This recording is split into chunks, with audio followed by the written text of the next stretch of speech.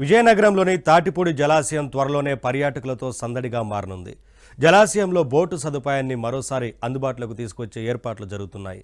ఇందుకు సంబంధించి పనులు వేగంగా జరుగుతున్నాయి.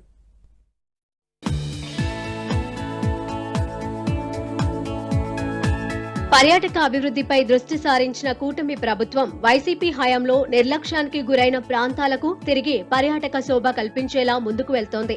విజయనగరం జిల్లాలోని తాటిపూడి జలాశయంలో పర్యాటక శోభ కల్పించడానికి రాష్ట్ర ప్రభుత్వం రూపకల్పన చేసింది. ఉత్తరాంధ్ర జిల్లాలతో పాటు పొరుగున ఉన్న ఒడిశా ప్రజలను కూడా ఆకర్షించేలా అభివృద్ధి చేయాలని భావిస్తోంది. అందుకు సంబంధించిన పనులు వేగంగా జరుగుతున్నాయి. విజయనగరం జిల్లా గంట్యాడ మండలంలో ఉన్న తాటిపూడి జలాశయం అరకుకు చేరువలో ఉంటుంది. గత టీడీపీ హయాంలో తాటిపూడికి పర్యాటకుల తాకిడి ఎక్కువగా ఉండేది. జలాశయంలో బోటు షికారు అందుబాటులో ఉండటంతో పెద్ద ఎత్తున తరలి వచ్చేవారు. విశాఖ అరకు అందాలను వీక్షించేందుకు వచ్చిన పర్యాటకులు ఇక్కడికి కూడా వస్తూ ఉండేవారు. వైసీపీ ప్రభుత్వం అధికారంలోకి వచ్చాక జగన్ రివర్స్ గేరులో బోటు షికారు కూడా బోల్తా కొట్టింది. బోటు ప్రయాణం పూర్తిగా అందుబాటులో లేకపోవడంతో పర్యాటకుల తాకిడి తగ్గింది. స్థానికులు చుట్టుపక్కల వాళ్లు మాత్రమే వస్తున్నారు. జలాశయానికి పూర్వ వైభవం తీసుకురావాలని అంటున్నారు. 6 years బిఫోర్ వచ్చానండి. వచ్చినప్పుడు ఈ బోట్ సోకర్ ఉండేది. బోట్ సోకర్ ద్వారా వెనకాల ఉన్న గిరివినాయక ఎకో టూరిజం టెంపుల్కి వెళ్ళాం. అక్కడ కాటేజెస్ కానీ హోటల్స్ కానీ అన్నీ ఉన్నాయి. మంచి సదుపాయాలు ఉండేవి.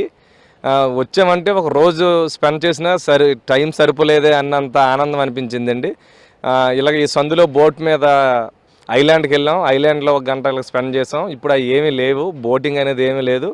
వచ్చాం కానీ ఇక్కడికి వచ్చామన్న ఆనందం అయితే లేదు. ఇప్పుడు మళ్లీ టీడీపీ అధికారంలోకి రావడంతో తాటిపూడి రిజర్వాయర్ కు గత వైభవం తీసుకురావటానికి ప్రభుత్వం పచ్చజెండా ఊపింది. సువిశాలమైన ఈ జలాశయంలో పడవలపై విహరిస్తూ ప్రకృతి అందాలను ఆస్వాదించేందుకు అనువుగా రూపకల్పన చేయాలన్నది జిల్లాకు చెందిన మంత్రి కొండపల్లె శ్రీనివాస్ సంకల్పం. అందుకు తగిన విధంగా జిల్లా కలెక్టర్, నీటిపారుదల, పర్యాటక శాఖ అధికారులతో రూపకల్పన చేయించారు. బోటు షికారులో పాల్గొనే వారికి అవధులు లేని ఆనందాలు అనుభవించే విధంగా సన్నాహాలు చేస్తున్నారు. ఇందుకోసం రాష్ట్ర జలవనరుల శాఖ ఉత్తర్వులు కూడా జారీ చేసింది. జెట్టి నిర్మాణ పనులు పూర్తయిన వెంటనే అన్ని భద్రతా నియమాలతో బోటు షికారును ప్రారంభించడానికి జిల్లా యంత్రాంగం సిద్ధమైంది. ఈ బోట్లు తిరగకపోవడం వల్ల చాలా ఇబ్బంది పడిపోతారు. అవతల 8 ఊర్లు ఉన్నాయండి. గిరిజన్స్ ఆ బోట్ల పైన వస్తు పండ్లు లాంటి తెచ్చుకొని వ్యాపారం చేసుకునేవారండి. వాళ్ళు కూడా ఇబ్బంది పడిపోతున్నారు. చాలామంది ఊరు కూడా ఇంప్రూవ్ అవ్వలేదు.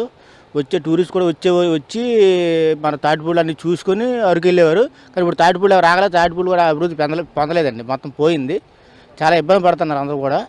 ఈ బోటు శకాలు ఎప్పుడు వస్తాయో అప్పటి వరకు మరి ఇబ్బంది, చాలా మంది చాలా ఇబ్బంది. సుమారుగా రోజుకి కనీసం ఒక 20,000-30,000 మంది టూరిస్టులు వచ్చేవారు. చాలా నిరాటంకంగా చాలా బాగా జరిగినటువంటి అభివృద్ధి ఒకేసారి కుంటిపడిపోవడంతో ఇక్కడ ఈ రిజర్వాయర్కి కనీసం స్టాఫ్ కూడా లేరు. ఎవరో ఒకరిద్దరితో మెయింటైన్ చేస్తున్నారు. ఈ స్టాఫ్ను కూడా కనీసం పట్టించుకునే నాదుడు కూడా లేడు. ఇప్పుడు ఈ టీడీపీ ప్రభుత్వం మామూలు వచ్చిన తర్వాత ఈ టూరిజం పరంగా అవనివ్వండి, ఈ అన్ని విధాలు కూడా శ్రద్ధ తీయడం జరుగుతుంది. ఈ విధంగా రావడం కూడా మాకు చాలా సంతోషంగా ఉంది.